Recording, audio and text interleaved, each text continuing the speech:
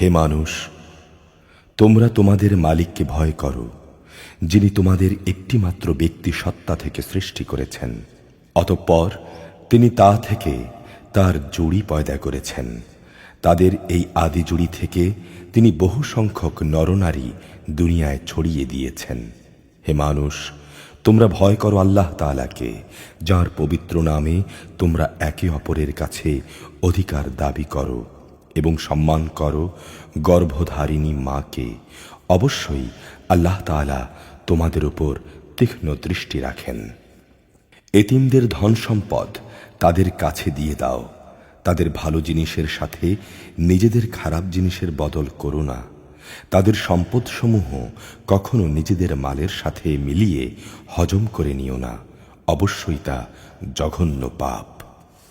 আর যদি তোমরা এই আশঙ্কা করো যে তোমরা এতিম মেয়েদের মাঝে ন্যায় বিচার করতে পারবে না, তাহলে তাদের বদলে সাধারণ নারীদের মাঝ থেকেই তোমাদের যাদের ভালো লাগে তাদের 2 জন 3 জন কিংবা 4 জনকে বিয়ে করে নাও। যদি তোমরা ভয় করো যে তোমরা একের অধিক হলে তাদের মাঝে ইনসাফ করতে পারবে না, তাহলে তোমাদের জন্যে একজনই যথেষ্ট, কিংবা যে তোমাদের অধিকারভুক্ত তাদের যথেষ্ট মনে করে নাও। সীমা লঙ্ঘন থেকে বেঁচে থাকার জন্যে এটাই উত্তম ও সহজতর পন্থা। নারীদের তাদের মোহরানার অঙ্ক খুশি মনে তাদের মালিকানায় দিয়ে দাও। অতঃপর তারা যদি খুশি হয়ে এর কিছু অংশ তোমাদের ছেড়ে দেয়, তাহলে তোমরা তাও খুশি মনে ভোগ করো। আল্লাহ তাআলা তোমাদের যে সম্পদ দুনিয়ায় তোমাদের প্রতিষ্ঠা লাভের উপকরণ বানিয়ে দিয়েছেন, তা নির্বোধ লোকদের হাতে ছেড়ে দিও না। অবশ্যই এ থেকে তাদের খাওয়ার ব্যবস্থা করবে, তাদের পোশাক সরবরাহ করবে, সর্বোপরি তাদের সাথে ভালো কথা বলবে। এতিমদের প্রতি লক্ষ্য রাখতে হবে যতক্ষণ না তারা বিয়ের বয়স পর্যন্ত পৌঁছে। অতঃপর যদি তোমরা তাদের মধ্যে সম্পদ পরিচালনার যোগ্যতা অনুভব করতে পারো, তাহলে তাদের ধন সম্পদ তাদের হাতেই তুলে দেবে এবং তাদের বড় হবার আগেই তাড়াহুড়ো করে তা হজম করে ফেলো না। এতিমদের পৃষ্ঠপোষক যদি সম্পদশালী হয়, তাহলে সে যেন এই বাড়াবাড়ি থেকে বেঁচে থাকে। তবে হ্যাঁ, যদি সে পৃষ্ঠপোষক গরিব হয়, তাহলে সমাজের প্রচলিত নিয়ম অনুযায়ী সে যেন তা থেকে নিজের পারিশ্রমিক গ্রহণ করে। যখন তোমরা তাদের ধন সম্পদ তাদের ফিরিয়ে দেবে, তখন তাদের উপর সাক্ষী রেখো, যদিও হিসাব গ্রহণের জন্যে আল্লাহ তাআলাই যথেষ্ট। তাদের পিতামাতা ও আত্মীয় স্বজনদের রেখে যাওয়া ধন সম্পদে পুরুষদের যেমন অংশ রয়েছে, একইভাবে নারীদের জন্যেও সেই সম্পদে অংশ রয়েছে যা তাদের পিতামাতা ও আত্মীয় স্বজনরা রেখে গেছে। পরিমাণ অল্প হোক কিংবা বেশি, উভয়ের জন্যেই এর অংশ নির্দিষ্ট করে দেয়া হয়েছে। মৃত ব্যক্তির সম্পদ বন্টনের সময় যখন তার আপনজন, এতিম ও মেসকিনরা সেখানে এসে হাজির হয়, তখন তা থেকে তাদেরও কিছু দেবে এবং তাদের সাথে সুন্দরভাবে কথা বলবে। মানুষের এটুকু ভয় করা উচিত, যদি তারা মৃত্যুর সময় এমনই কিছু দুর্বল সন্তানদের পেছনে রেখে চলে আসত, তাহলে তাদের ব্যাপারে তারা এভাবেই ভীত শঙ্কিত থাকত। অতএব তারা যেন আল্লাহকে ভয় করে এবং এদের সাথে ন্যায় ইনসাফের কথাবার্তা বলে। যারা অন্যায়ভাবে এতিমদের মাল সম্পদ ভক্ষণ করে, তারা যেন আগুন দিয়েই নিজেদের পেট ভর্তি করে। অচিরেই এই লোকগুলো জাহান্নামের আগুনে জ্বলতে থাকবে। আল্লাহ তাআলা তোমাদের রেখে যাওয়া সম্পদে তোমাদের সন্তানদের সম্পর্কে এই মর্মে তোমাদের জন্য বিধান জারি করেছেন যে এক ছেলের অংশ হবে 2 কন্যা সন্তানের মতো। হ্যাঁ, উত্তরাধিকারী কন্যারা যদি 2-এর বেশি হয়, তাহলে তাদের জন্য থাকবে রেখে যাওয়া সম্পত্তির 2/3, আর সে কন্যা সন্তান যদি একজন হয়, তাহলে তার অংশ হবে রেখে যাওয়া সম্পত্তির অর্ধেক। মৃত ব্যক্তির সন্তান থাকলে তার পিতা মাতার প্রত্যেকের জন্য থাকবে সেই সম্পদের 6 ভাগের 1 ভাগ।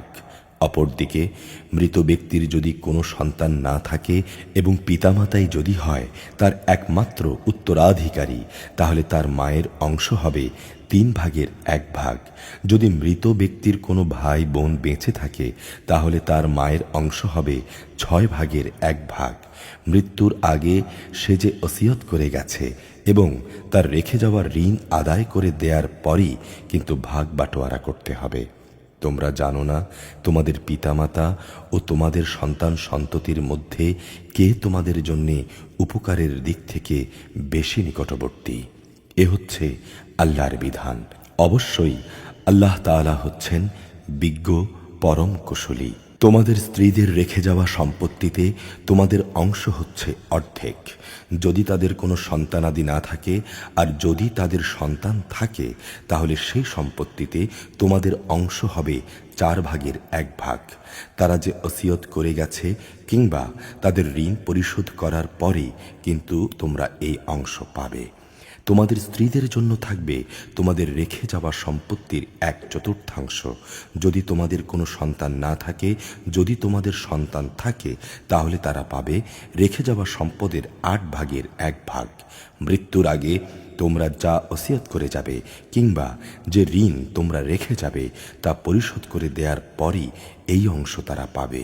যদি কোনো পুরুষ কিংবা নারী এমন হয় যে তার কোনো সন্তানও নেই, পিতামাতাও নেই, শুধু আছে তার এক ভাই এক বোন, তাহলে তাদের সবার জন্য থাকবে 6/1 ভাই বোন মিলে তারা যদি এর চাইতে বেশি হয় তবে রেখে যাওয়া সম্পদের 1/3 তারা সবাই সমান অংশীদার হবে।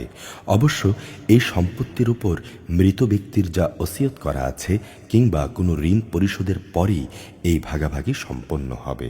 তবে খেয়াল রাখতে হবে কখনো উত্তরাধিকারীদের অধিকার পাওয়ার পথে তা যেন ক্ষতিকর না হয়, কেননা এ নির্দেশ হচ্ছে আল্লাহর পক্ষ থেকে, আর আল্লাহ তাআলা সর্বজ্ঞানী ও পরম ধৈর্যশীল।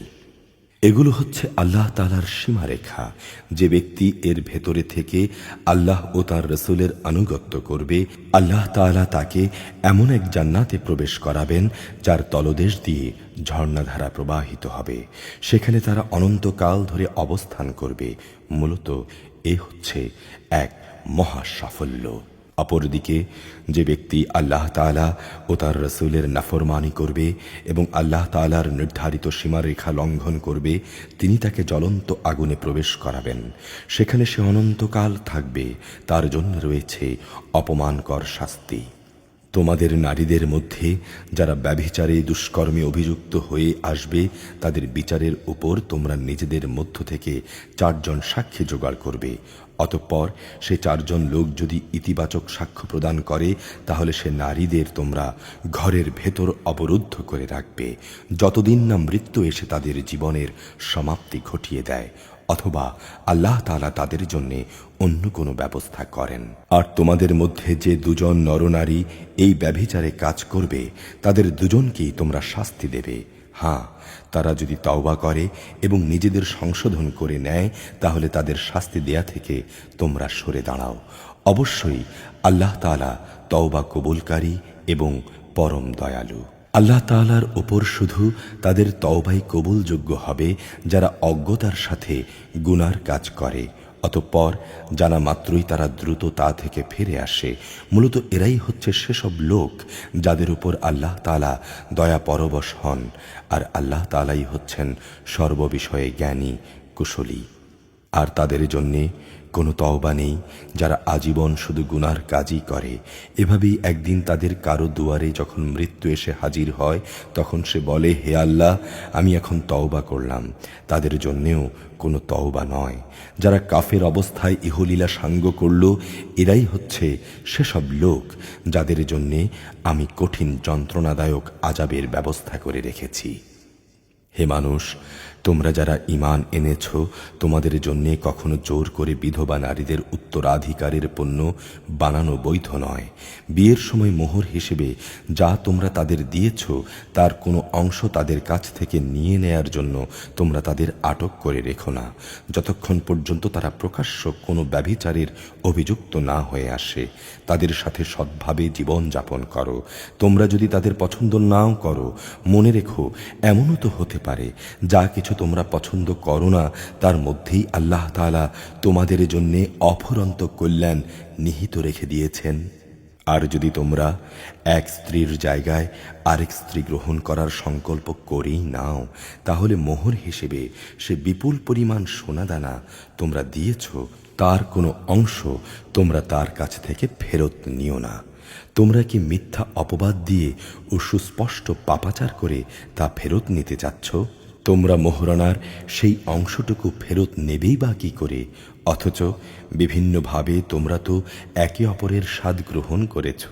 তাছাড়া তারা তোমাদের কাছ থেকে বিয়ে বন্ধনের পাকাপাকি একটা প্রতিশ্রুতিও আদায় করে নিয়েছিল। নারীদের মধ্য থেকে তোমাদের পিতা পিতামহরা যাদের বিয়ে করেছে তাদের তোমরা কখনো বিয়ে করো না। হ্যাঁ, এ নির্দেশ আসার আগে যা হয়ে গেছে তা তো হয়েই গেছে। এটি আসলেই ছিল অশ্লীল নির্লজ্জ কাজ এবং খুবই ঘৃণ্য ও নিকৃষ্ট আচরণ। বিয়ের জন্যে তোমাদের উপর হারাম করে দেয়া হয়েছে তোমাদের মা, তোমাদের মেয়ে, তোমাদের বোন, তোমাদের ফুফু, তোমাদের খালা, ভাইদের মেয়ে, বোনদের মেয়ে। আরও হারাম করা হয়েছে সেসব মা যারা তোমাদের বুকের দুধ খাইয়েছে, তোমাদের দুধ বোন, তোমাদের স্ত্রীদের মা, তোমাদের স্ত্রীদের মাঝে যাদের সাথে তোমরা সহবাস করেছ তাদের আগের স্বামীর ঔরসজাত মেয়েরা, যারা তোমাদের অভিভাবকত্বে রয়েছে, যদি তাদের সাথে তোমাদের শুধু বিয়ে হয়ে থাকে কিন্তু কখনো তোমরা তাদের সাথে সহবাস করনি, তাহলে তাদের আগের স্বামীর মেয়েদের বিয়ে করায় তোমাদের জন্যে কোনো দোষ নেই। তোমাদের জন্যে তোমাদের নিজেদের ঔরসজাত ছেলেদের স্ত্রীদের হারাম করা হয়েছে। উপরন্তু বিয়ের বন্ধনে তোমাদের উপর দুই বোনকে একত্র করাও হারাম করা হয়েছে। তবে যা কিছু এর আগে সংগঠিত হয়ে গেছে তা তো হয়েই গেছে। সে ব্যাপারে অবশ্য আল্লাহ তাআলা বড়ই ক্ষমাশীল ও একান্ত দয়াবান। নারীদের মাঝে বিয়ের দুর্গে অবস্থানকারী তথা বিবাহিতদের তোমাদের জন্য হারাম করা হয়েছে। তবে যেসব নারী যুদ্ধবন্দী হয়ে তোমাদের অধিকারে এসে পড়েছে তারা ব্যতীত এ হচ্ছে বিয়ের ব্যাপারে তোমাদের উপর আল্লাহ তাআলার বিধান। এর বাইরে যেসব নারী রয়েছে তাদের তোমাদের জন্যে এই শর্তে হালাল করা হয়েছে যে তোমরা বিয়ের জন্যে মোহরের কিছু সম্পদ দ্বারা তাদের পেতে চাইবে এবং তোমরা বিয়ের সংরক্ষিত দুর্গে অবস্থান করবে। তোমরা অবাধ যৌন স্পৃহা পূরণে নিয়োজিত হবে না। অতঃপর তাদের মধ্যে যাদের তোমরা বিয়ের মাধ্যমে উপভোগ করবে তাদের বিনিময় মোহর ফরজ হিসেবে আদায় করে দাও। অবশ্য মোহর নির্ধারিত হয়ে যাওয়ার পর যে পরিমাণের উপর তোমরা উভয়ে একমত হও তাতে কোনো দোষের কিছু নেই। নিশ্চয়ই আল্লাহ তাআলা সর্বজ্ঞ কুশলী। আর তোমাদের মধ্যে যে ব্যক্তির স্বাধীন ও সম্ভ্রান্ত কোনো ঈমানদার নারীকে বিয়ে করার আর্থিক সামর্থ্য থাকবে না, সে যেন তোমাদের অধিকারভুক্ত কোনো ঈমানদার নারীকে বিয়ে করে নেয়। তোমাদের ঈমান সম্পর্কে আল্লাহ তাআলা সম্যক অবগত রয়েছেন। ঈমানের মাপকাঠিতে তোমরা তো একই রকম। অতঃপর যারা তোমাদের অধিকারভুক্ত তোমরা তাদের অভিভাবকদের অনুমতি নিয়ে বিয়ে করো এবং তাদের ন্যায় ইনসাফ ভিত্তিক যথার্থ মোহরানা দিয়ে দাও। এর উদ্দেশ্য হচ্ছে তারা যেন বিয়ের দুর্গে সুরক্ষিত হয়ে যায়, স্বেচ্ছাচারিণী হয়ে পরপুরুষকে আনন্দদানের কাজে নিয়োজিত না থাকে। অতঃপর যখন তাদের বিয়ের দুর্গে অবস্থান করে দেয়া হলো তখন যদি তারা ব্যভিচারে লিপ্ত হয় তখন তাদের উপর আরোপিত শাস্তির পরিমাণ কিন্তু বিয়ের দুর্গে অবস্থানকারিণী স্বাধীন সম্ভ্রান্ত নারীদের উপর আরোপিত শাস্তির অর্ধেক। তোমাদের মধ্যে যাদের ব্যভিচারে লিপ্ত হবার আশঙ্কা থাকবে শুধু তাদের জন্যেই এই রেয়াতটুকু দেয়া হয়েছে, কিন্তু তোমরা যদি ধৈর্য ধারণ করতে পারো তা তোমাদের জন্য কল্যাণকর এবং আল্লাহ তাআলা একান্ত ক্ষমাপরায়ণ পরম দয়ালু। আল্লাহ তাআলা তাঁর বাণীসমূহ তোমাদের কাছে স্পষ্ট করে বলে দিতে চান এবং তিনি তোমাদেরকে তোমাদের পূর্ববর্তী পুণ্যবান মানুষদের পথে পরিচালিত করতে চান, আর এর মাধ্যমে তিনি তোমাদের উপর দয়া পরবশ হতে চান। আল্লাহ তাআলা সর্বজ্ঞ, কুশলী। আল্লাহ তাআলা তোমাদের উপর ক্ষমা পরবশ হতে চান। অপরদিকে যারা নিজেদের পাশবিক লালসার অনুসরণ করে, তারা চায় তোমরা সে ক্ষমার পথ থেকে বহু দূরে নিক্ষিপ্ত হয়ে গোমরাহ থেকে যাও। আল্লাহ তাআলা তোমাদের উপর থেকে নানা ধরনের বোঝা লঘু করে তোমাদের জীবনকে সহজ করে দিতে চান, কেননা মানুষকে আসলেই দুর্বল করে পয়দা করা হয়েছে। হে মানুষ, তোমরা যারা ঈমান এনেছ, তোমরা একে অপরের ধন সম্পত্তি অন্যায়ভাবে গ্রাস করো না। হ্যাঁ, ব্যবসা বাণিজ্য যা করবে তা তোমাদের পারস্পরিক সম্মতির ভিত্তিতেই করবে, এবং কখনো স্বার্থের কারণে নিজেদেরকে হত্যা করো না। অবশ্যই আল্লাহ তাআলা তোমাদের প্রতি মেহেরবান। যে কেউই বাড়াবাড়ি ও জুলুম করতে গিয়ে এই নরহত্যার কাজটি করবে, অচিরেই আমি তাকে আগুনে পুড়িয়ে দেব, আর আল্লাহর পক্ষে এটা একেবারেই সহজ। যদি তোমরা সে সমস্ত বড় বড় গুনাহ থেকে বেঁচে থাকো যা থেকে তোমাদের নিষেধ করা হয়েছে, তাহলে তোমাদের ছোটখাটো গুনাহ আমি এমনিতেই তোমাদের হিসাব থেকে মুছে দেব, এবং আমি অত্যন্ত সম্মানজনক স্থানে তোমাদের প্রবেশ করাবো। আল্লাহ তাআলা তোমাদের একজনের উপর আরেকজনকে যা কিছু বেশি দান করেছেন, তোমরা তার লোভ করো না। যা কিছু পুরুষরা উপার্জন করল তা তাদেরই অংশ, আবার নারীরা যা কিছু অর্জন করল তাও তাদেরই অংশ। তোমরা আল্লাহ তাআলার কাছ থেকে তাঁর অনুগ্রহ প্রার্থনা করো। অবশ্যই আল্লাহ তাআলা প্রতিটি বিষয় সম্পর্কে সম্যক অবগত রয়েছেন। পিতামাতা ও আত্মীয় স্বজনের রেখে যাওয়া সম্পত্তিতে আমি সবার জন্যই অভিভাবক বানিয়ে রেখেছি। যাদের সাথে তোমাদের কোনো চুক্তি কিংবা অঙ্গীকার রয়েছে, তাদের অংশ আদায় করে দেবে। আল্লাহ তাআলা অবশ্যই প্রতিটি বিষয়ের উপর সাক্ষী। পুরুষরা হচ্ছে নারীদের কাজকর্মের উপর প্রহরী, যেহেতু আল্লাহ তাআলা এদের একজনকে আরেকজনের উপর কিছু বিশেষ মর্যাদা প্রদান করেছেন, কেননা প্রধানত তারাই দাম্পত্য জীবনের জন্য নিজেদের অর্থ সম্পদ ব্যয় করে। অতএব সতীসাধ্যী নারীরা হবে একান্ত অনুগত। পুরুষদের অনুপস্থিতিতে তারা স্বয়ং আল্লাহর তত্ত্বাবধানে থেকে নিজেদের ইজ্জত, আবরু ও অদেখা অন্য সব কিছুর রক্ষণাবেক্ষণ করবে। আর যখন তোমরা কোনো নারীর অবাধ্যতার আশঙ্কা করো, তখন তোমরা তাদের ভালো কথার উপদেশ দাও। তা কার্যকর না হলে তাদের সঙ্গে একই বিছানায় থাকা ছেড়ে দাও। তাতেও সংশোধন না হলে চূড়ান্ত ব্যবস্থা হিসেবে তাদের মৃদু প্রহার করো। যদি তারা অনুগত হয়ে যায়, তাহলে তাদের খামোখা কষ্ট দেওয়ার উপর অজুহাত খুঁজে বেরিও না। অবশ্যই আল্লাহ তাআলা সর্বশ্রেষ্ঠ, সবার চাইতে মহান। আর যদি তাদের স্বামী স্ত্রী এ দুজনের মাঝে বিচ্ছেদের আশঙ্কা দেখা দেয়, তাহলে তার পরিবারের পক্ষ থেকে একজন এবং তার স্ত্রীর পরিবারের পক্ষ থেকে একজন সালিশ নিযুক্ত করো। এরা উভয়ে যদি নিষ্পত্তি চায়, তাহলে আল্লাহ তাআলা তাদের মীমাংসায় পৌঁছার তৌফিক দেবেন। নিশ্চয়ই আল্লাহ তাআলা সম্যক জ্ঞানী, সর্ববিষয়ে ওয়াকিফহাল।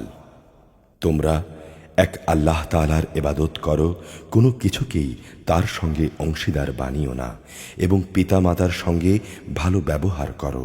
যারা তোমাদের ঘনিষ্ঠ আত্মীয়, এতিম মিসকিন, আত্মীয়, প্রতিবেশী, কাছের প্রতিবেশী, পাশের লোক, পথচারী ও তোমার অধিকারভুক্ত দাস দাসী, তাদের সঙ্গেও ভালো ব্যবহার করো। অবশ্যই আল্লাহ তাআলা এমন মানুষকে কখনো পছন্দ করেন না যে অহংকারী ও দাম্ভিক। আল্লাহ তাআলা তাদেরও ভালোবাসেন না যারা নিজেরা যেমন কার্পণ্য করে তেমনি অন্যদেরকেও কার্পণ্য করার আদেশ করে। তাছাড়া আল্লাহ তাআলা তাদের যা কিছু ধন সম্পদ অনুগ্রহ দান করেছেন, তারা তা লুকিয়ে রাখে। আমি কাফেরদের জন্য এক লাঞ্ছনাদায়ক শাস্তির ব্যবস্থা করে রেখেছি। আল্লাহ তাআলা তাদেরও পছন্দ করেন না যারা লোক দেখানোর উদ্দেশ্যে নিজেদের ধন সম্পদ ব্যয় করে। তারা আল্লাহ তাআলা এবং শেষ বিচারের দিনকেও বিশ্বাস করে না। আর শয়তান যদি কোনো ব্যক্তির সাথী হয় তাহলে বুঝতে হবে সে বড়ই খারাপ সাথী পেল। কি দুর্যোগ তাদের উপর দিয়ে বয়ে যেত যদি তারা শয়তানকে সাথী বানানোর বদলে আল্লাহ তাআলা ও পরকাল দিবসের উপর ঈমান আনত। আল্লাহ তাআলা তাদের যা কিছু দান করেছেন তা থেকে তারা খরচ করত। আল্লাহ তাআলা অবশ্যই তাদের সম্পর্কে জানেন। আল্লাহ তাআলা কারো উপর এক বিন্দু পরিমাণও জুলুম করেন না, বরং তিনি এত দয়ালু যে নেকির কাজ যদি একটি হয় তবে তিনি তার পরিমাণ দ্বিগুণ করে দেন এবং এর সঙ্গে তিনি নিজ থেকেও বড় পুরস্কার দান করেন। সেদিন তাদের অবস্থাটা কেমন হবে যখন আমি প্রত্যেক উম্মতের কাজের সাক্ষী হিসেবে তাদের নবীকে এনে হাজির করব। হে মোহাম্মদ, এদের সবার কাছে সাক্ষী হিসেবে আমি সেদিন তোমাকে নিয়ে আসব। যারা কুফরি করেছে এবং রসুলের বিরুদ্ধাচারণ করেছে তারা সেদিন কামনা করবে ভূমি যদি ধসে যেত এবং মাটি যদি তাদের উপরে সে সব সমান হয়ে যেত। সেদিন মানুষ কোনো কথাই আল্লাহ তাআলার কাছ থেকে গোপন করতে পারবে না। হে ঈমানদাররা, তোমরা কখনো নেশাগ্রস্ত অবস্থায় নামাজের কাছে যেও না, যতক্ষণ পর্যন্ত তোমরা নিশ্চিত না হবে যে তোমরা যা কিছু বলছো তা তোমরা ঠিক ঠিক জানতে ও বুঝতে পারছ। অপবিত্র অবস্থায়ও নামাজের কাছে যেও না, যতক্ষণ না তোমরা গোসল সেরে নেবে। তবে সফরে থাকলে তা ভিন্ন কথা। যদি তোমরা অসুস্থ হয়ে পড়ো অথবা প্রবাসে থাকো কিংবা তোমাদের কেউ যদি পায়খানা থেকে বেরিয়ে আসো অথবা তোমরা যদি দৈহিক মিলনের সঙ্গে নারী স্পর্শ করো তাহলে পানি দিয়ে নিজেদের পরিষ্কার করে নেবে। তবে যদি পানি না পাও তাহলে পবিত্র মাটি দিয়ে তায়াম্মুম করে নেবে। তার পদ্ধতি হচ্ছে তা দিয়ে তোমাদের মুখমণ্ডল ও তোমাদের হাত মাসেহ করে নেবে। অবশ্যই আল্লাহ তাআলা গুনাহ মার্জনাকারী, পরম ক্ষমাশীল। হে নবী, তুমি কি তাদের অবস্থা দেখনি যাদের আসমানি গ্রন্থের সামান্য একটা অংশই দেয়া হয়েছিল, কিন্তু তারা গোমরাহির পথই কিনে নিচ্ছে। তারা চায় তোমরা যেন পথভ্রষ্ট হয়ে যাও। তোমাদের দুশমনদের আল্লাহ তাআলা ভালো করেই জানেন। অভিভাবক হিসেবে আল্লাহ তাআলা যথেষ্ট, সাহায্যকারী হিসেবেও আল্লাহ তাআলাই যথেষ্ট। ইহুদি জাতির মধ্যে কিছু লোক এমন আছে যারা রসুলের কথাগুলোকে মূল জায়গা থেকে সরিয়ে বিকৃত করে দেয়। তারা বলে, আমরা শুনলাম এবং সাথে সাথে অমান্য করলাম। আবার বলে, আমাদের কথা শুনুন। আসলে দিনের মাঝে অপবাদ দানের উদ্দেশ্যে নিজেদের জিহ্বাকে কুঞ্চিত করে এরা বলে, হে নবী, আপনি শুনুন। সাথে সাথেই বলে, আপনার শ্রবণ শক্তি রহিত হয়ে যাক। তারা যদি বলতো, হে নবী, আমরা শুনলাম এবং মেনে নিলাম, আপনি আমাদের কথা শুনুন, আমাদের প্রতি লক্ষ্য রাখুন, তাহলে এই বিষয়টা তাদের জন্য খুবই ভালো হতো। তাই হতো বরং তাদের জন্য সঙ্গত। কিন্তু সত্য অস্বীকার করার কারণে তাদের উপর আল্লাহ তাআলা অভিশাপ দিয়েছেন। অতঃপর তাদের সামান্য কিছু লোকই মাত্র ঈমান এনে থাকে। হে মানুষরা, যাদের কিতাব দেয়া হয়েছে তোমরা সেই গ্রন্থের উপর ঈমান আনো যা আমি মুহাম্মাদের উপর নাজিল করেছি। এই কিতাব তোমাদের কাছে মজুদ পূর্ববর্তী কিতাবের সত্যতা স্বীকার করে। ঈমান আনো সে সময় আসার আগে যখন আমি পাপিষ্ঠদের চেহারা সমূহ বিকৃত করে তা উল্টো দিকে ঘুরিয়ে দেব, অথবা ইহুদিদের পবিত্র দিন শনিবারের অবমাননাকারীদের প্রতি আমি যেভাবে অভিশাপ নাজিল করেছি তেমনি কোনো বিপর্যয় আসার আগেই তোমরা ঈমান আনো। আর আল্লাহ তাআলার হুকুম সে তো অবধারিত। নিঃসন্দেহে আল্লাহ তাআলা কখনো সে গুনাহ মাফ করবেন না যেখানে তার সঙ্গে কাউকে শরিক করা হয়। এছাড়া অন্য সব গুনাহ তিনি যাকে ইচ্ছা ক্ষমা করে দেন। যে ব্যক্তি আল্লাহর সঙ্গে শিরক করল সে সত্যিই আল্লাহর উপর মিথ্যা আরোপ করল, যা বড় ধরনের একটি গুনাহ। হে নবী, তুমি কি তাদের অবস্থা দেখনি, যারা নিজেদের খুব পবিত্র মনে করে, অথচ একমাত্র আল্লাহ তাআলাই যাকে ইচ্ছা তাকে পবিত্র করেন। তাদের উপর বিন্দু পরিমাণও জুলুম করা হবে না। তাকিয়ে দেখো এদের দিকে, কিভাবে এরা আল্লাহ তাআলার উপর মিথ্যা আরোপ করছে। প্রকাশ্য গুনাহ হিসেবে এটাই তো তার জন্য যথেষ্ট। তুমি কি তাদের অবস্থা দেখনি, যাদের আল্লাহ তাআলার কিতাবের কিছু অংশ দান করা হয়েছিল? তারা আস্তে আস্তে নানা ধরনের ভিত্তিহীন অমূলক জাদুমন্ত্র জাতীয় জিনিস ও বহুতর মিথ্যা মাবুদের উপর ঈমান আনতে শুরু করলো। এবং এ কাফেরদের সম্পর্কে তারা বলতে লাগলো, ঈমানদারদের তুলনায় এরাই তো বেশি সঠিক পথের উপর রয়েছে। এরাই হচ্ছে সেই হতভাগ্য মানুষগুলো যাদের উপর আল্লাহ তাআলা অভিসম্পাত করেছেন। আর আল্লাহ তাআলা যার উপর অভিশাপ পাঠান তার জন্য তুমি কখনো কোনো সাহায্যকারী পাবে না। অথবা এরা কি মনে করে তাদের ভাগে রাজত্ব বরাদ্দ করা আছে? তেমন কিছু হলে এরা খেজুর পাতার একটি ঝিল্লিও কাউকে দিত না। অথবা এরা কি অন্যান্য মানুষদের তার উপর হিংসা করে, যাদের আল্লাহ তাআলা নিজস্ব ভাণ্ডার থেকে নানা কিছু দান করেছেন? আমি তো ইতিপূর্বে ইব্রাহিমের বংশধরদেরও আমার গ্রন্থ ও সেই গ্রন্থ লব্ধ জ্ঞান বিজ্ঞান দান করেছিলাম। আমি তাদের বিশাল রাজত্ব দান করেছিলাম। অতঃপর তাদের মধ্যে কিছু লোক ছিল যারা তার উপর ঈমান এনেছে, আবার কেউ ছিল যারা তার থেকে মুখ ফিরিয়ে নিয়েছে। এদের জন্যে জাহান্নামের জ্বলন্ত আগুনই যথেষ্ট। যারা আমার আয়াতসমূহ অস্বীকার করেছে, আমি অচিরেই তাদের জাহান্নামের আগুনে পুড়িয়ে দেব। অতঃপর যখনই তাদের দেহের চামড়া গলে যাবে, তখনই আমি তাদের নতুন চামড়া বদলে দেব, যাতে করে তারা আযাব ভোগ করতে পারে। অবশ্যই আল্লাহ তাআলা মহাপরাক্রমশালী, বিজ্ঞ, কুশলী। অপরদিকে যারা ঈমান এনেছে এবং ভালো কাজ করেছে, তাদের অচিরেই আমি এমন এক জান্নাতে প্রবেশ করাবো যার তলদেশ দিয়ে ঝর্ণাধারা প্রবাহিত হবে। সেখানে তারা থাকবে চিরকাল। তাদের জন্য থাকবে পূত পবিত্র সঙ্গী ও সঙ্গিনীরা।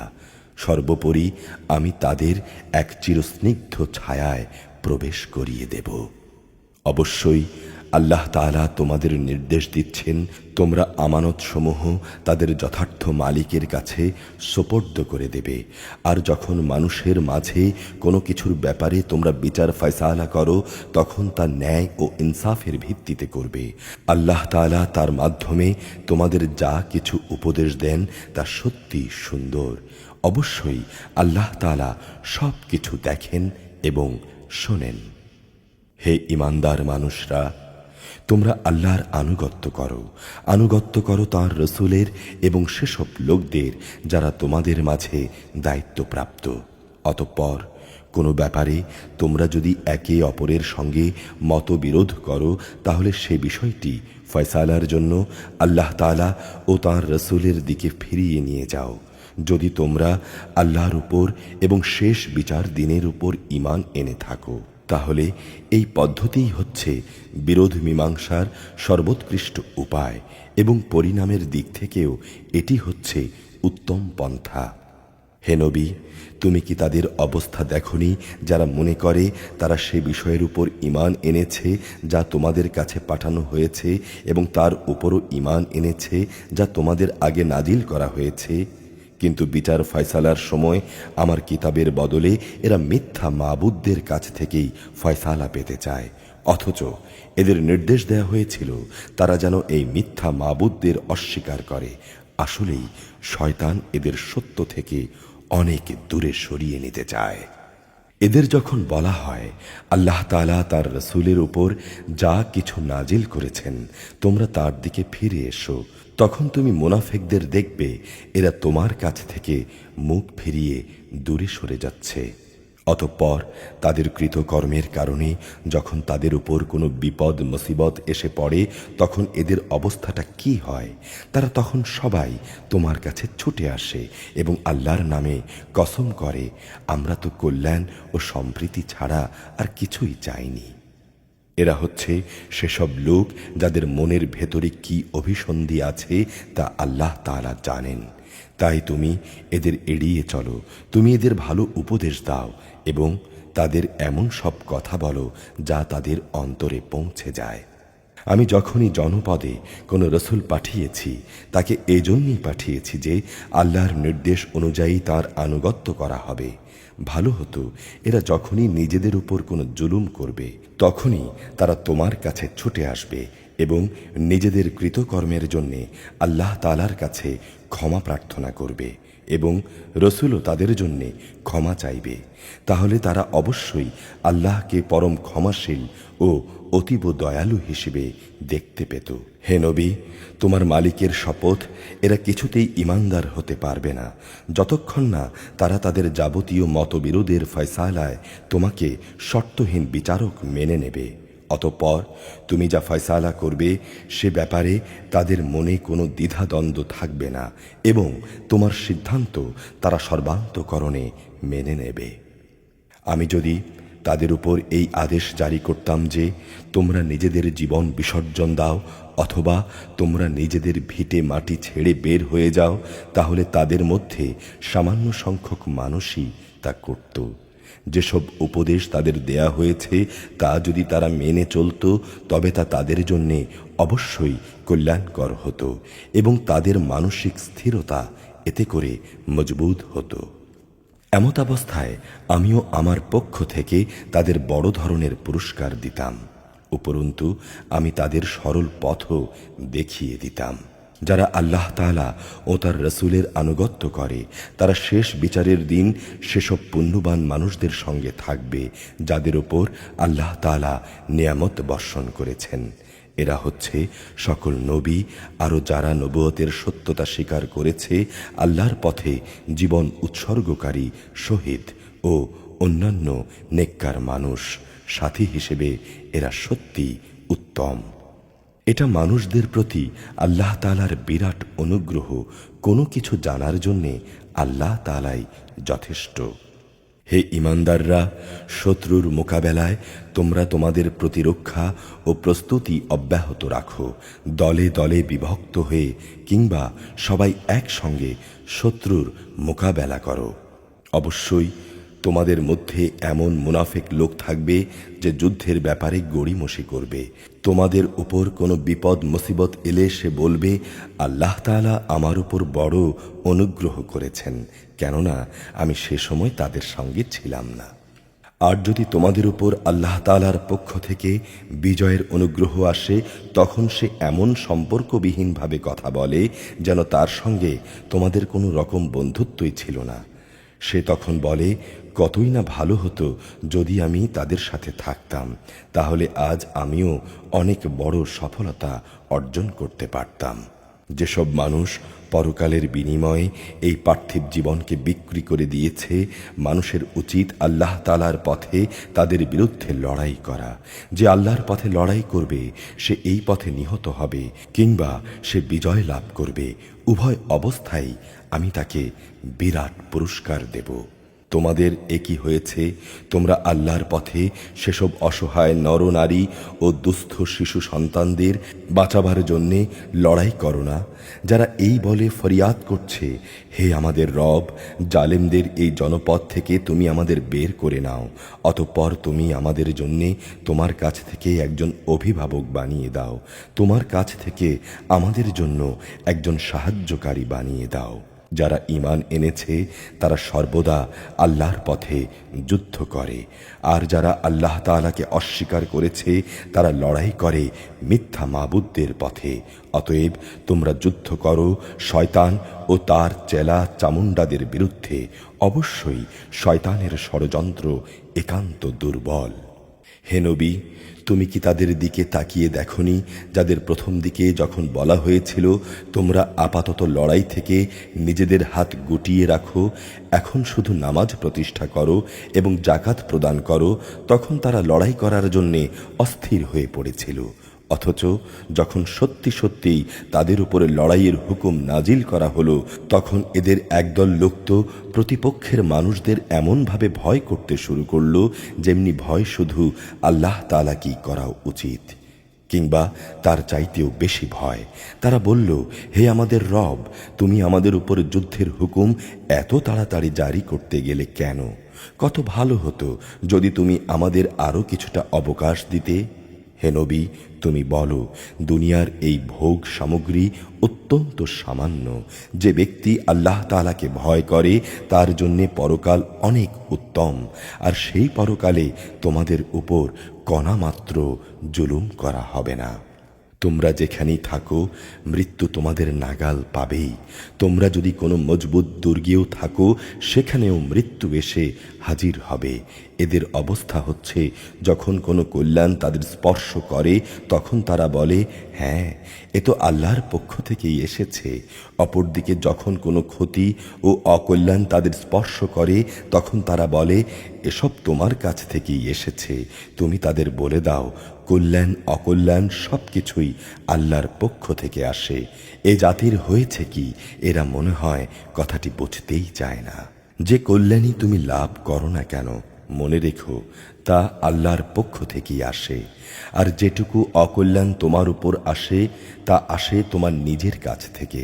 আমি তোমাকে মানুষদের জন্যে রসুল বানিয়ে পাঠিয়েছি, আর সাক্ষী হিসেবে তো আল্লাহ তাআলাই যথেষ্ট।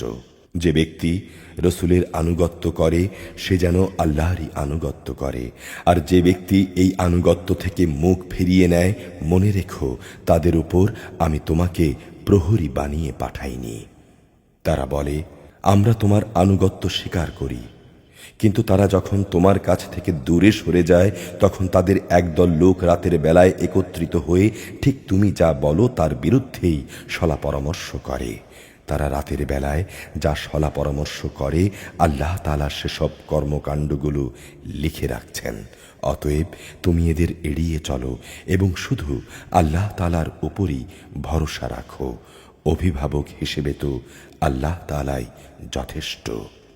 এরা কি কোরআন নিয়ে চিন্তা গবেষণা করে না? এই গ্রন্থটা যদি আল্লাহ তাআলা ছাড়া অন্য কারো কাছ থেকে আসতো তাহলে তাতে অবশ্যই তারা অনেক গড়মিল দেখতে পেত। এদের কাছে যখন নিরাপত্তা কিংবা ভয়জনিত কোনো খবর আসে তখন সত্য মিথ্যা যাচাই না করেই এরা তা প্রচার করে বেড়ায়। তারা যদি এই বিষয়টা আল্লাহর রসুল এবং তাদের দায়িত্বপ্রাপ্ত ব্যক্তিকে জানিয়ে দিত তাহলে এমন সব লোকেরা তা জানতে পারত যারা তাদের মধ্য থেকে সেই খবরের যথার্থতা যাচাই করতে পারত। যদি তোমাদের উপর আল্লাহর অনুগ্রহ না থাকতো তাহলে এই প্রচারণার ফলে হাতে গোনা কিছু লোক ছাড়া তোমরা অধিকাংশই শয়তানের আনুগত্য করতে। অতঃপর হে নবী, তুমি আল্লাহর পথে লড়াই করো। তোমাকে শুধু তোমার কাজকর্মের জন্যই দায়ী করা হবে। তুমি মোমেনদের আল্লাহ তাআলার পথে লড়াই করতে উদ্বুদ্ধ করতে থাকো। সম্ভবত আল্লাহ তাআলা অচিরেই কাফেরদের শক্তি চূর্ণ বিচূর্ণ করে দেবেন। আল্লাহ তাআলা শক্তিতে প্রবল, শাস্তিদানে তিনি কঠোরতর। যদি কোনো ব্যক্তি কোনো ভালো কাজের সুপারিশ করে তাহলে তাতে অবশ্যই তার অংশ থাকবে। আবার যে ব্যক্তি কোনো অন্যায় কাজের ব্যাপারে সুপারিশ করবে তার সৃষ্ট অকল্যাণেও তার অংশ থাকবে। আল্লাহ তাআলাই হচ্ছেন সকল কাজের একক নিয়ন্ত্রণকারী। যখন তোমাদের সালাম বা অন্য কিছু দ্বারা অভিবাদন জানানো হয় তখন তোমরা তার চাইতেও উত্তম পন্থায় তার জবাব দাও, কিংবা ততটুকু ফেরত দাও। অবশ্যই আল্লাহ তাআলা সব কিছুর হিসাব রাখেন। আল্লাহ তাআলা মহান সত্তা, তিনি ছাড়া দ্বিতীয় কোনো মাবুদ নেই। অবশ্যই তিনি কিয়ামতের দিন তোমাদের এক জায়গায় জড়ো করবেন, তাতে কোনো রকম সন্দেহ নেই। আর এমন কে আছে যে আল্লাহ তাআলার চাইতে বেশি সত্য কথা বলতে পারে? এ কি হলো তোমাদের? তোমরা মুনাফিকদের ব্যাপারে দুদল হয়ে গেলে। বিশেষ করে যখন আল্লাহ তাআলা তাদের কৃতকর্মের জন্য তাদের উপর অভিশাপ নাজিল করলেন। আল্লাহ তাআলা যাদের পথভ্রষ্ট করে দিয়েছেন তোমরা কি তাদের সঠিক পথে আনতে চাও? বস্তুত আল্লাহ তাআলা যাকে পথভ্রষ্ট করেন তুমি তার জন্যে কোনো পথই খুঁজে পাবে না। তারা তো এটাই কামনা করে যে তারা যেভাবে কুফরি করেছে তোমরাও তেমনি কুফরি করো, অতঃপর তোমরা উভয়ে একই রকম হয়ে যাবে। কাজেই তুমি তাদের মধ্য থেকে কাউকে নিজের বন্ধুরূপে গ্রহণ করো না, যতক্ষণ না তারা আল্লাহ তাআলার পথে নিজেদের ভিটে মাটি ত্যাগ না করবে। আর যদি তারা এই কাজ থেকে মুখ ফিরিয়ে নেয় তাহলে তোমরা তাদের যেখানেই পাবে গ্রেফতার করবে এবং শত্রুদের সহযোগিতা করার জন্য তাদের হত্যা করবে। তাদের মধ্য থেকে কাউকেই তোমরা বন্ধু ও সাহায্যকারী হিসেবে গ্রহণ করো না। অবশ্য তাদের কথা আলাদা যারা তোমাদের সাথে চুক্তিবদ্ধ কোনো একটি সম্প্রদায়ের সঙ্গে এসে মিলিত হবে। আবার তাদের ব্যাপারও নয় যারা তোমাদের সামনে দ্বিধাগ্রস্ত অন্তর নিয়ে আসে। তাদের অন্তর তোমাদের সাথে যেমনি লড়াই করতে বাধা দেয় তেমনি নিজেদের জাতির বিরুদ্ধেও তাদের লড়াই করতে বাধা দেয়। আল্লাহ তাআলা যদি চাইতেন তিনি তোমাদের উপর এদের ক্ষমতাবান করে দিতে পারতেন। তেমন অবস্থায় তারা অবশ্যই তোমাদের সাথে লড়াই করত। অতএব এরা যদি তোমাদের কাছ থেকে আলাদা হয়ে যায়, লড়াই থেকে বিরত থাকে এবং তোমাদের কাছে শান্তি ও সন্ধির প্রস্তাব পাঠায়, তাহলে তাদের বিরুদ্ধে অভিযানের কোনো পন্থাই আল্লাহ তাআলা তোমাদের জন্য উন্মুক্ত রাখবেন না। অচিরেই তোমরা আরেকটি দল পাবে যারা তোমাদের দিক থেকে যেমন শান্তি ও নিরাপত্তা পেতে চায় তেমনি তারা তাদের নিজেদের জাতির কাছ থেকেও নিরাপত্তা পেতে চায়। কিন্তু এদের যখনই কোনো বিপর্যয়ের দিকে ডাক দেয়া হবে তখন সাথে সাথেই তারা তার মধ্যে গিয়ে নিক্ষিপ্ত হবে। এরা যদি তোমাদের সাথে যুদ্ধ করা থেকে সরে না দাঁড়ায়, কোনো শান্তি ও সন্ধি প্রস্তাব তোমাদের কাছে পেশ না করে এবং নিজেদের অস্ত্র সংবরণ না করে, তাহলে তাদের তোমরা যেখানেই পাবে গ্রেফতার করবে এবং বিদ্রোহের জন্যে তাদের তোমরা হত্যা করবে। মূলত এরাই হচ্ছে সেসব লোক যাদের উপর আমি তোমাদের সুস্পষ্ট ক্ষমতা দান করেছি। এটা কোনো ঈমানদার ব্যক্তির কাজ নয় যে সে কোনো ঈমানদার ব্যক্তিকে হত্যা করবে। অবশ্য ভুলবশত করে ফেললে তা ভিন্ন কথা।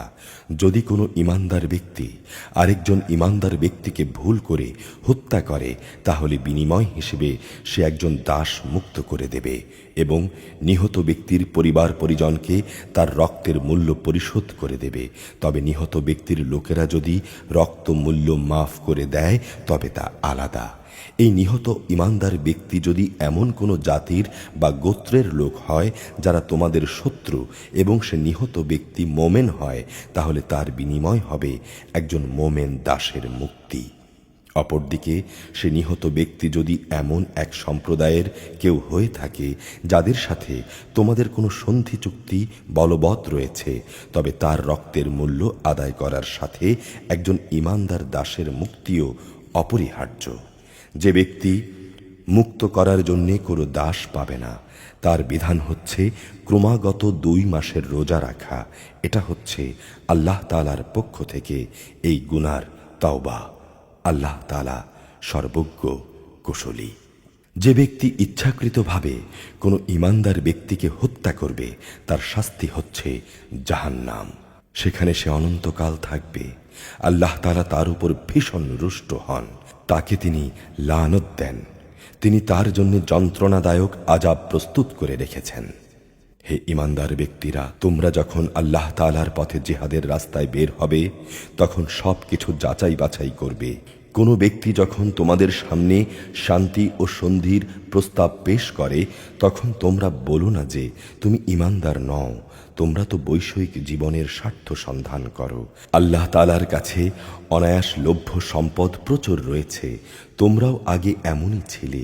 অতঃপর আল্লাহ তাআলা তোমাদের উপর অনুগ্রহ করেছেন, কাজেই তোমরা বিষয়টি যাচাই বাছাই করে নিও।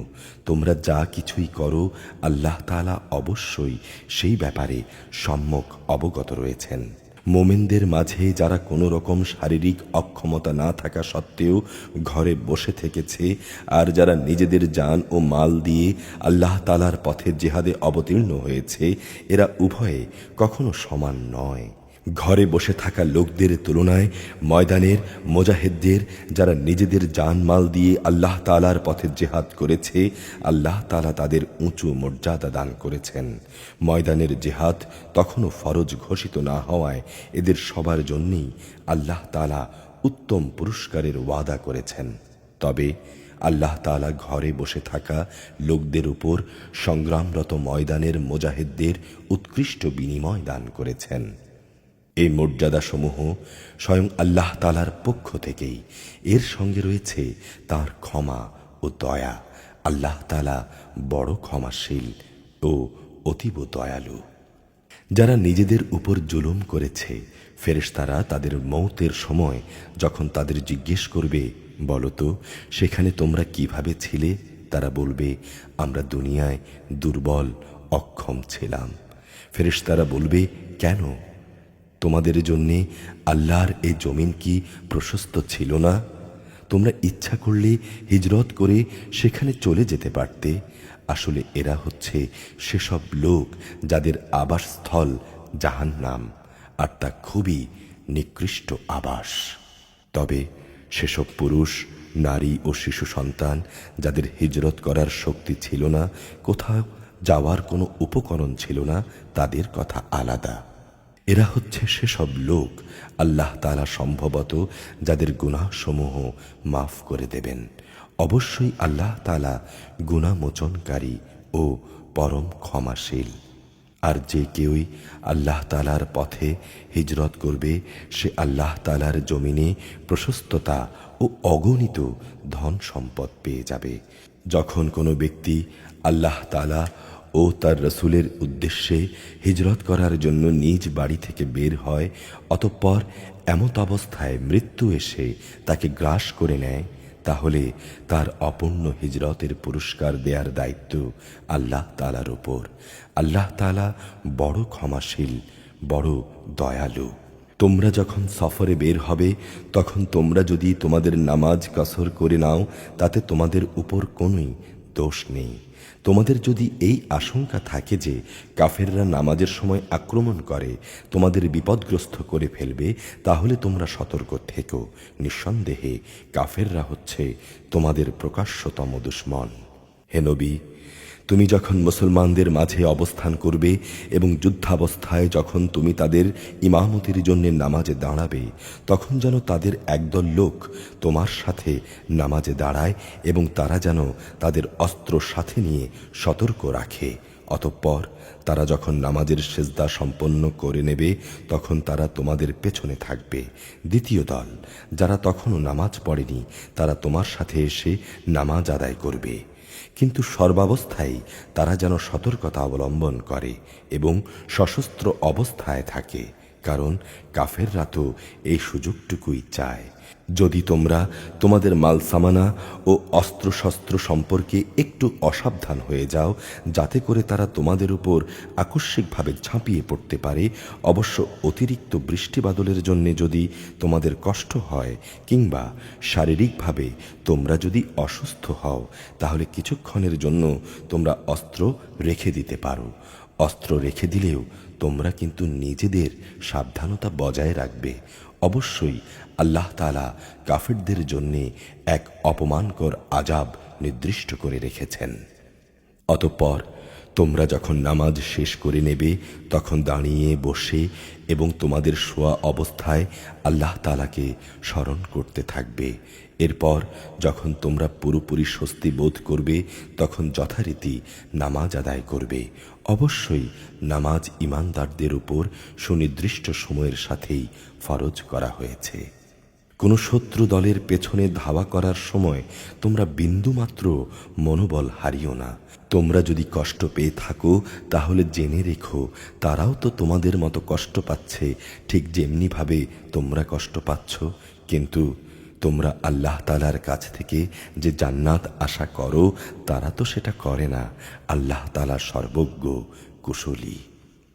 অবশ্যই আমি সত্য দিনের সাথে তোমার উপর এই গ্রন্থ নাজিল করেছি, যাতে করে আল্লাহ তাআলা তোমাকে ওহী দ্বারা যা দেখিয়েছেন তার আলোতে তুমি মানুষদের বিচার মীমাংসা করতে পারো।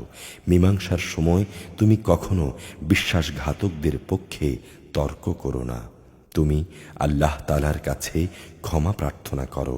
অবশ্যই আল্লাহ তাআলা বড় ক্ষমাশীল ও পরম দয়ালু। যারা নিজেদের সঙ্গে বিশ্বাসঘাতকতা করে তুমি কখনো এমন সব লোকের পক্ষ নিয়ে কোনো বিতর্ক করো না। অবশ্যই আল্লাহ তাআলা তাকে কখনো পছন্দ করেন না যে পাপিষ্ঠ বিশ্বাসঘাতক।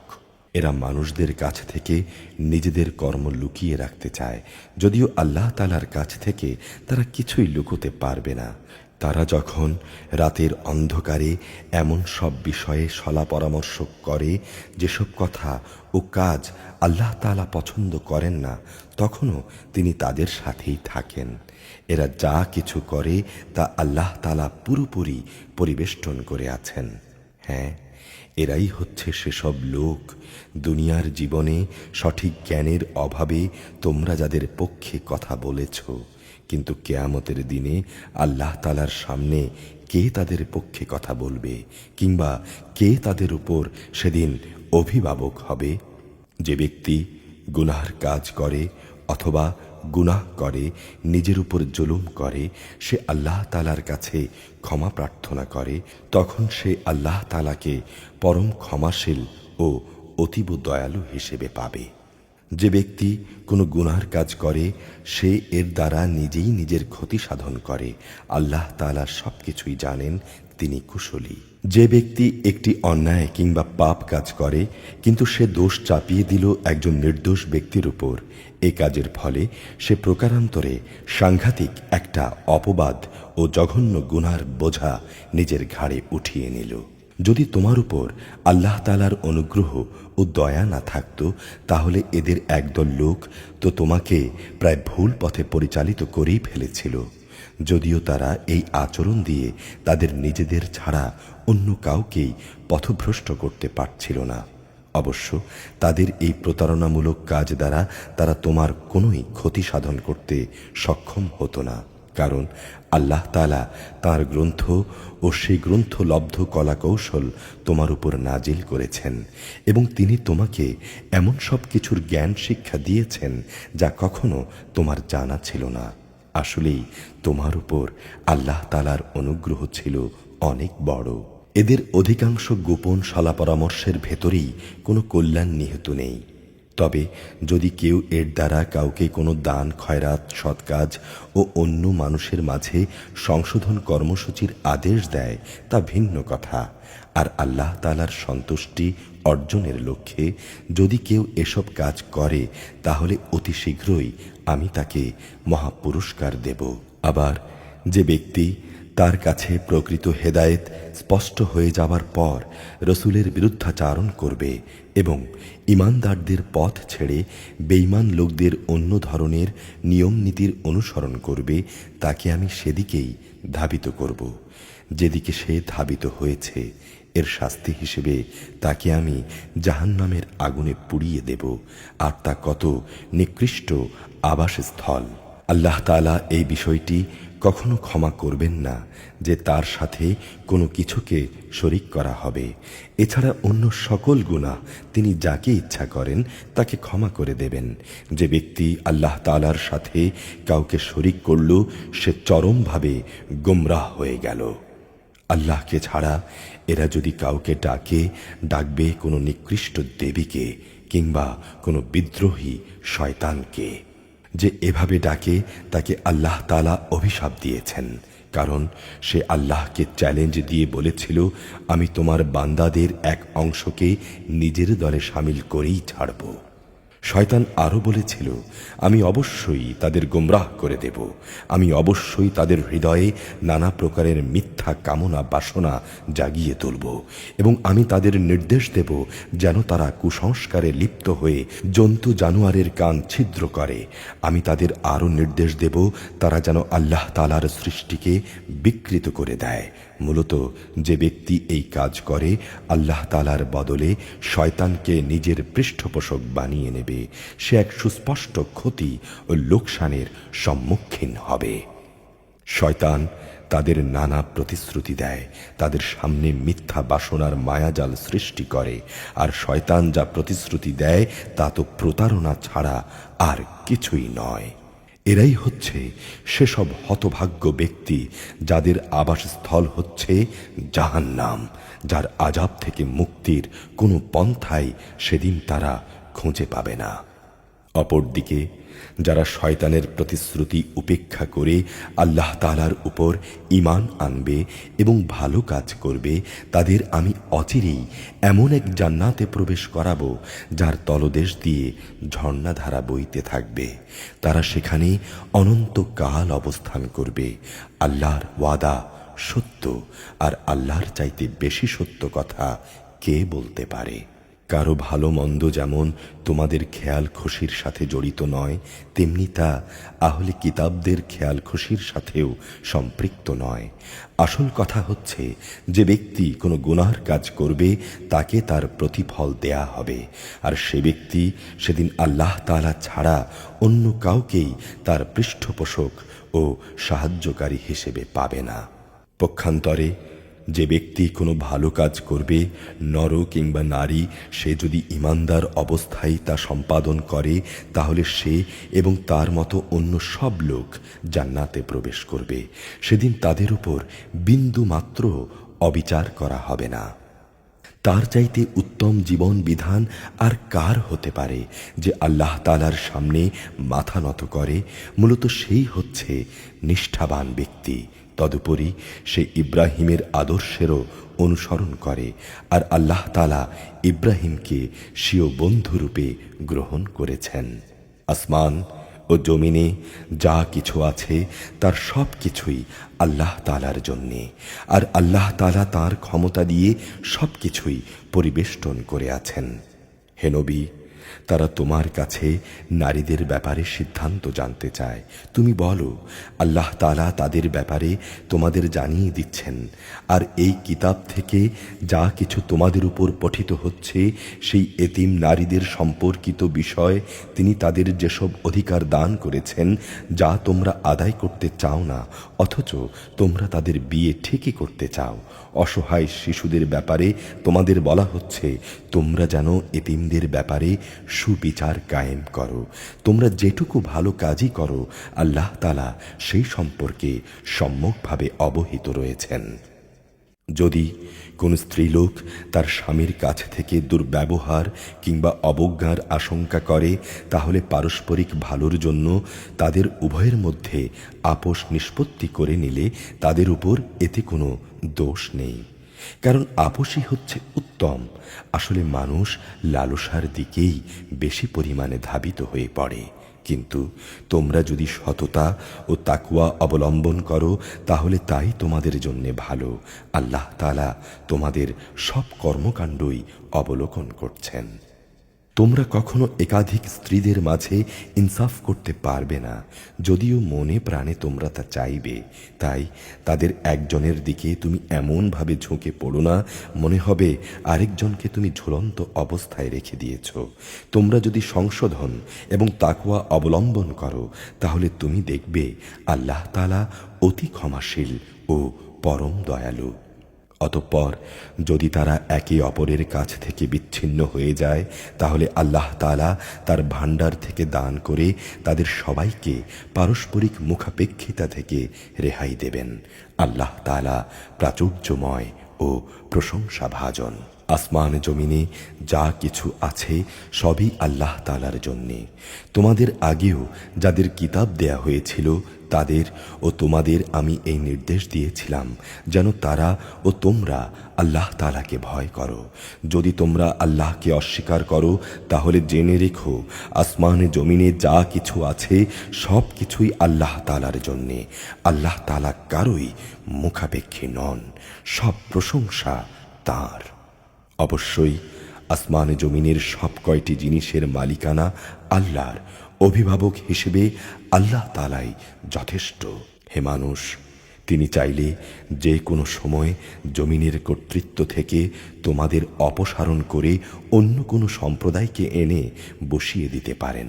এ কাজের উপর আল্লাহ তাআলা অবশ্যই ক্ষমতাবান।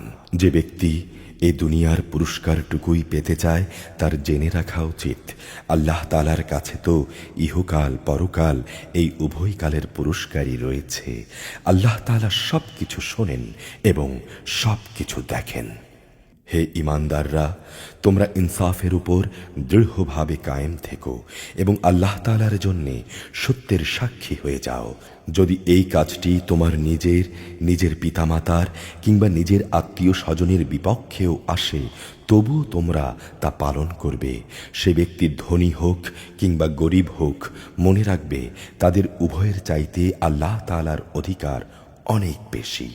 অতএব তুমি কখনো ন্যায় বিচার করতে গিয়ে নিজের খেয়াল খুশির অনুসরণ করো না। যদি তোমরা পেঁচানো কথা বলো কিংবা ইনসাফ থেকে বিরত থাকো, তাহলে জেনে রেখো তোমরা যা কিছুই করো না কেন আল্লাহ তাআলা তার খবর রাখেন। হে ঈমানদার ব্যক্তিরা, তোমরা ঈমান আনো আল্লাহর উপর, তার রসূলের উপর, সে কিতাবের উপর যা তিনি তার রসূলের উপর নাজিল করেছেন এবং সেসব কিতাবের উপর যা তিনি তারও আগে নাজিল করেছেন। যে ব্যক্তি আল্লাহ তাআলা, তাঁর ফেরেশতা, তাঁর কিতাবসমূহ, তাঁর নবী রসূল ও পরকাল দিবসকে অস্বীকার করবে, সে অবশ্যই মারাত্মকভাবে পথভ্রষ্ট হয়ে যাবে। নিঃসন্দেহে যারা ঈমান আনলো আবার কুফরি করলো, কিছুদিন পর আবার ঈমান আনলো, এরপর সুযোগ বুঝে আবার কাফের হয়ে গেল, এরপর কুফরির পরিমাণ তারা দিনে দিনে বাড়িয়ে দিল, আল্লাহ তাআলা এমন লোকদের কখনো ক্ষমা করবেন না, না কখনো তিনি এসব ব্যক্তিদের সঠিক পথ দেখাবেন। হে নবী, মুনাফিকদের তুমি সুসংবাদ দাও যে তাদের জন্যে ভয়াবহ আযাব রয়েছে। যারা বৈষয়িক স্বার্থে ঈমানদারদের বদলে কাফেরদের বন্ধু হিসেবে গ্রহণ করেছে, তারা কি এর দ্বারা এদের কাছ থেকে কোনো রকম মান সম্মানের প্রত্যাশা করে? অবশ্যই সবটুকু মান সম্মান তো আল্লাহ তাআলার জন্যেই নির্দিষ্ট। তিনি ইতিপূর্বেও এ কিতাবের মাধ্যমে তোমাদের উপরে আদেশ নাজিল করেছিলেন যে তোমরা যখন শুনবে কাফেরদের কোনো বৈঠকে আল্লাহ তাআলার নাজিল করা কোনো আয়াত অস্বীকার করা হচ্ছে এবং তা নিয়ে ঠাট্টা বিদ্রূপ করা হচ্ছে, তখন তোমরা তাদের সাথে সে মজলিসে বসো না যতক্ষণ না তারা অন্য কোনো আলোচনায় লিপ্ত হয়। এমনটি করলে তোমরা তো ঠিক তাদের মতোই হয়ে গেলে। জেনে রেখো আল্লাহ তাআলা অবশ্যই সব কাফের ও মুনাফিকদের জাহান্নামে একত্রিত করে ছাড়বেন। যারা সবসময় তোমাদের শুভ দিনের প্রতীক্ষায় থাকে, যদি আল্লাহ তাআলার কাছ থেকে তোমাদের বিজয় আসে, তখন এরা বলবে, কেন আমরা কি যুদ্ধে তোমাদের সাথে ছিলাম না? আবার যদি কখনো কাফেরদের ভাগে বিজয়ের অংশ লেখা হয়, তাহলে এরা বলবে, আমরা কি তোমাদের ঘিরে রাখিনি এবং তোমাদেরকে মুসলমানদের কাছ থেকে রক্ষা করিনি? আসলে শেষ বিচারের দিনে আল্লাহ তাআলাই তোমাদের উভয়ের মাঝে ফয়সালা শুনিয়ে দেবেন এবং আল্লাহ তাআলা সেদিন মোমেনদের বিরুদ্ধে কাফেরদের কোনো অজুহাত পেশ করার পথ অবশিষ্ট রাখবেন না।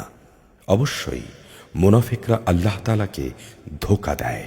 মূলত এর মাধ্যমে আল্লাহ তাআলাই তাদের প্রতারণায় ফেলে দিচ্ছেন। এরা যখন নামাজে দাঁড়ায় তখন একান্ত আলস্য ভরেই দাঁড়ায়। তারা কেবল লোকদের দেখায় এরা আল্লাহ তাআলাকে আসলে কমই স্মরণ করে। এরা কুফরি ও ঈমানের দোটানায় দোদুল্যমান। এরা না এদিকে না ওদিকে। যাকে আল্লাহ তাআলাই গোমরাহ করে দেন, তুমি সে ব্যক্তিকে কখনো সঠিক পথ দেখাতে পারবে না। হে মানুষ, তোমরা যারা ঈমান এনেছ, তোমরা ঈমানদারদের বাদ দিয়ে কাফেরদের নিজেদের বন্ধুরূপে গ্রহণ করো না। তেমন কিছু করে তোমরা কি আল্লাহ তাআলার কাছে তোমাদের বিরুদ্ধে কোনো সুস্পষ্ট প্রমাণ তুলে দিতে চাও?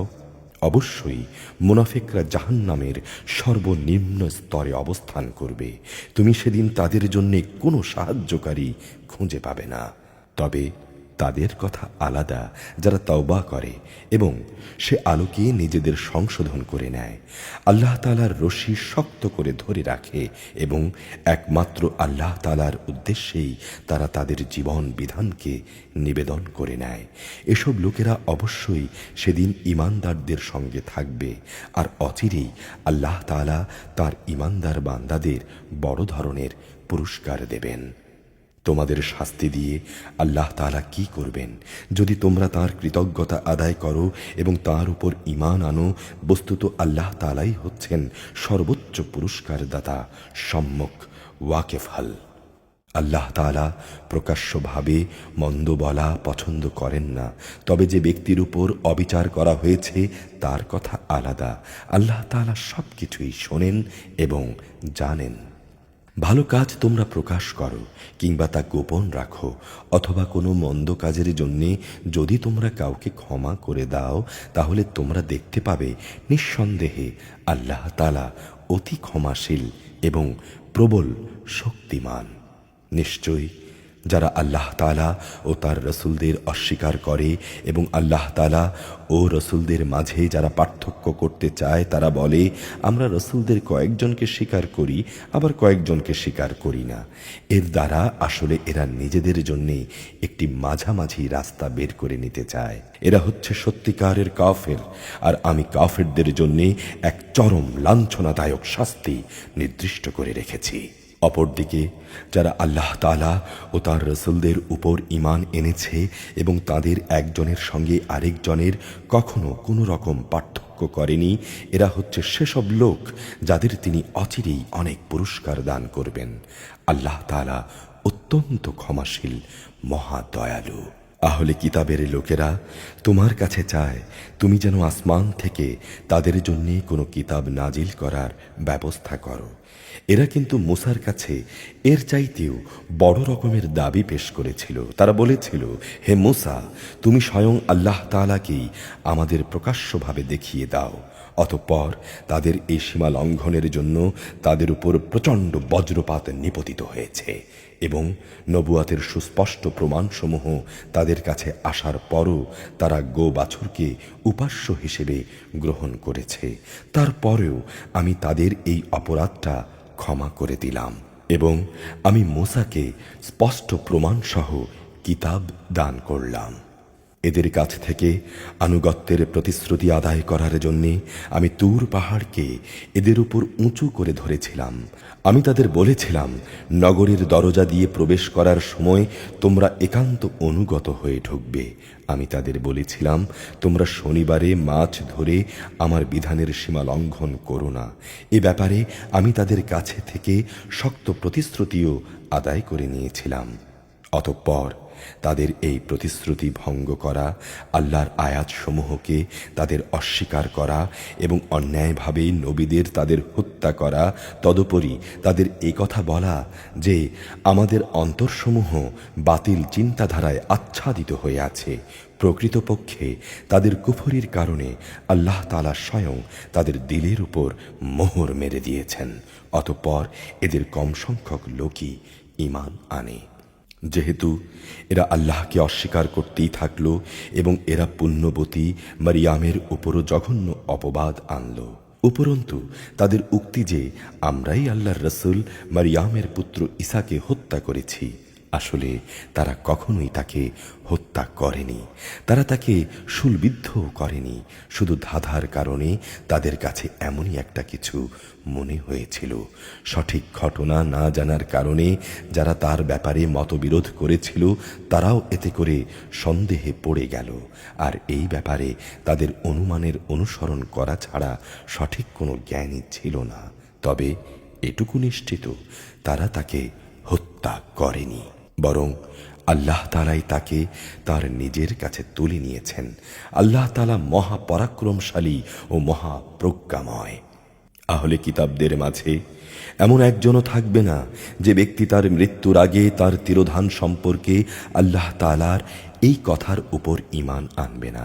কিয়ামতের দিন সে তো নিজেই এদের উপর সাক্ষী হবে।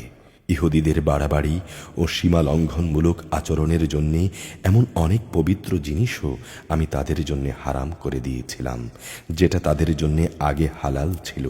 এটা এই কারণে যে এরা বহু মানুষকে আল্লাহ তাআলার পথ থেকে বিরত রেখেছে। লেনদেনে এদের সুদ গ্রহণ করা এবং এদের অন্যের মাল সম্পদ ধোঁকা প্রতারণার মাধ্যমে গ্রাস করা, অথচ এদের তা থেকে সুস্পষ্টভাবে নিষেধ করা হয়েছিল। তাদের মধ্যে এইসব অপরাধে লিপ্ত কাফেরদের জন্য আমি কঠিন আযাব নির্দিষ্ট করে রেখেছি। কিন্তু তাদের মধ্যে যাদের জ্ঞানের গভীরতা রয়েছে তারা এবং এমন সব ঈমানদার যারা তোমার উপর যা কিছু নাজিল হয়েছে তার উপর বিশ্বাস করে, সাথে সাথে তোমার পূর্ববর্তী নবী ও রাসূলদের উপর যা নাজিল হয়েছে তার উপরও বিশ্বাস করে, নামাজ প্রতিষ্ঠা করে, যাকাত আদায় করে, সর্বোপরি আল্লাহ তাআলা ও শেষ দিনের উপর ঈমান আনে, মূলত এরাই হচ্ছে সেই সব সৌভাগ্যবান মানুষ যাদের অচিরেই আমি বড় পুরস্কার দেব। হে নবী, আমি তোমার কাছে আমার ওহী পাঠিয়েছি, যেমনি করে আমি ওহী পাঠিয়েছিলাম নূহ ও তার পরবর্তী নবীদের কাছে। আমি আরও ওহী পাঠিয়েছি ইব্রাহিম, ইসমাইল, ইসহাক, ইয়াকুব ও তার বংশধরদের কাছে। ওহী পাঠিয়েছি ঈসা, আইয়ুব, ইউনুস, হারুন ও সুলাইমানের কাছেও, এবং আমি দাউদের উপর জাবুর গ্রন্থ অবতীর্ণ করেছি। রাসূলদের মাঝে এমন অনেক আছে যাদের কথা ইতিপূর্বে আমি তোমার কাছে বলেছি, কিন্তু এদের মাঝে এমনও বহু রাসূল আছে যাদের কথা কখনো আমি তোমাকে বলিনি। মুসার সাথে তো আল্লাহ তাআলা কথাও বলেছেন। রসুলরা হচ্ছে জান্নাতের সুসংবাদবাহী ও জাহান্নামের ভয় প্রদর্শনকারী। তাদের এজন্যই পাঠানো হয়েছিল যাতে করে রসুলদের আগমনের পর আল্লাহ তাআলার উপর মানব জাতির কোনো অজুহাত খাড়া করার সুযোগ না থাকে। সত্যি আল্লাহ তাআলা মহাপরাক্রমশালী, প্রজ্ঞাময়। কিন্তু আল্লাহ তাআলা তোমার উপরে যা কিছু নাজিল করেছেন তা তাঁর প্রত্যক্ষ জ্ঞানের মাধ্যমেই করেছেন। ফেরেশতারাও তো এর সাক্ষ্য দেবে, যদিও সাক্ষ্য প্রদানের জন্যে আল্লাহ তাআলাই যথেষ্ট। নিশ্চয়ই যারা আল্লাহ তাআলাকে অস্বীকার করে এবং অন্য মানুষদেরও আল্লাহ তাআলার এই পথ থেকে সরিয়ে রাখে, তারা গোমরাহি ও পথভ্রষ্টতায় অনেক দূর এগিয়ে গেছে। নিশ্চয়ই যারা কুফরি করল এবং সীমা লঙ্ঘন করল, তাদের ব্যাপারে এটা কখনোই হবে না যে আল্লাহ তাআলা তাদের ক্ষমা করে দেবেন, আর না তিনি তাদের সঠিক রাস্তা দেখাবেন। কিন্তু তাদের জন্যে উন্মুক্ত থাকবে শুধু জাহান্নামের রাস্তা, যেখানে তারা অনন্তকাল পড়ে থাকবে। শাস্তি প্রদানের এই কাজ আল্লাহর জন্যে খুবই সহজ। হে মানুষরা, তোমাদের মালিকের কাছ থেকে তোমাদের জন্যে সঠিক বিধান নিয়ে রসুল এসেছে। এ বিধানের উপর তোমরা ঈমান আনো, এতেই তোমাদের জন্য কল্যাণ রয়েছে। আর তোমরা যদি তা মেনে নিতে অস্বীকার করো, তাহলে জেনে রেখো আসমান জমিনে যা কিছু আছে তার সব কিছুই আল্লাহ তাআলার জন্যে, এবং আল্লাহ তাআলা সর্বজ্ঞ, কুশলী। হে কিতাবধারীরা, নিজেদের দিনের মাঝে তোমরা বাড়াবাড়ি করো না, এবং ঈসার ঘটনা নিয়ে আল্লাহ তাআলার উপর সত্য ছাড়া কোনো মিথ্যা চাপিও না। সে সত্য কথা হচ্ছে মারিয়ামের পুত্র মাসিহ ছিল আল্লাহর রসূল, ও তার এমন এক বাণী যা তিনি মারিয়ামের উপর প্রেরণ করেছেন, এবং সে ছিল আল্লাহ তাআলার কাছ থেকে পাঠানো এক রূহ। অতএব হে আহলে কিতাবরা, তোমরা আল্লাহ তাআলা ও তাঁর রসূলের উপর ঈমান আনো, আর কখনো এটা বলো না যে মাবুদের সংখ্যা ৩।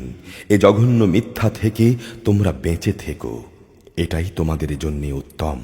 নিঃসন্দেহে আল্লাহ তাআলা একক মাবুদ। তিনি এ থেকে অনেক পবিত্র যে তাঁর কোনো সন্তান থাকবে।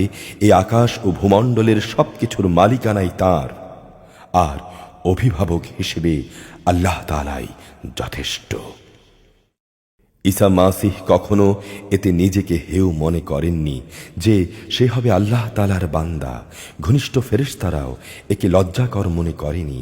কোনো ব্যক্তি যদি আল্লাহ তাআলার বন্দেগী করাকে লজ্জাকর বিষয় হিসেবে মনে করে এবং এটা ভেবে সে অহংকার করে, তার জানা উচিত তিনি অচিরেই এদের সকলকে তার সামনে একত্রিত করে দণ্ডাজ্ঞা দান করবেন। যেসব মানুষ আল্লাহ তাআলার উপর ঈমান এনেছে এবং ভালো কাজ করেছে, সেদিন তিনি তাদের এর জন্যে পুরোপুরি পুরস্কার দেবেন। আল্লাহ তাআলা তাঁর একান্ত অনুগ্রহ থেকে তাদের পাওনা আরও বাড়িয়ে দেবেন। অপরদিকে যারা তাঁর বিধান মেনে নেয়াকে লজ্জাকর মনে করল এবং অহংকার করল, তাদের তিনি কঠোর শাস্তি দেবেন। তারা সেদিন আল্লাহ ছাড়া দ্বিতীয় কোনো অভিভাবক ও সাহায্যকারী পাবে না। হে মানুষ, তোমাদের মালিকের কাছ থেকে তোমাদের কাছে একটি উজ্জ্বল প্রমাণ এসেছে এবং আমি তোমাদের কাছে একটি উজ্জ্বল জ্যোতি নাজিল করেছি। অতঃপর যারা সে জ্যোতি দিয়ে আল্লাহর উপর ঈমান আনল এবং তা শক্ত করে আঁকড়ে থাকল, তিনি তাদের অচিরেই তাঁর অফুরন্ত দয়া ও অনুগ্রহে জান্নাতে প্রবেশ করাবেন এবং তিনি তাদের তার দিকে সঠিক পথে পরিচালিত করবেন। হে নবী, তারা তোমার কাছে জানতে চায়, তুমি বলো, আল্লাহ তাআলা সে ব্যক্তির উত্তরাধিকার বিষয়ে তোমাদের তার সিদ্ধান্ত জানাচ্ছেন যার মাতা পিতা কেউই নেই, আবার তার নিজেরও কোনো সন্তান নেই। এই ধরনের কোনো ব্যক্তি যদি মারা যায় এবং সে ব্যক্তি যদি সন্তানহীন হয় এবং তার একটি বোন থাকে, তাহলে সে বোনটির জন্যে মৃত ব্যক্তির পরিত্যক্ত সম্পত্তির অর্ধাংশ থাকবে। অপরদিকে সে যদি নিঃসন্তান হয়, তাহলে সে তার বোনের সম্পত্তির উত্তরাধিকারী হবে। আবার যদি তারা দুজন হয়, তাহলে তাদের দু বোনের জন্যে সেই পরিত্যক্ত সম্পত্তির 3/2 পরিমাণ অংশ থাকবে। যদি সে ভাই বোন ও মহিলারা কয়েকজন হয়, তাহলে মেয়েদের অংশ 1 ভাগ ও পুরুষদের অংশ 2 ভাগ হবে।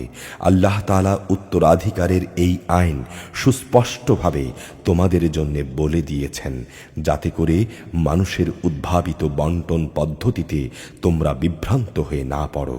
আল্লাহ তাআলা সব কিছুর ব্যাপারেই সম্যক ওয়াকিফহাল।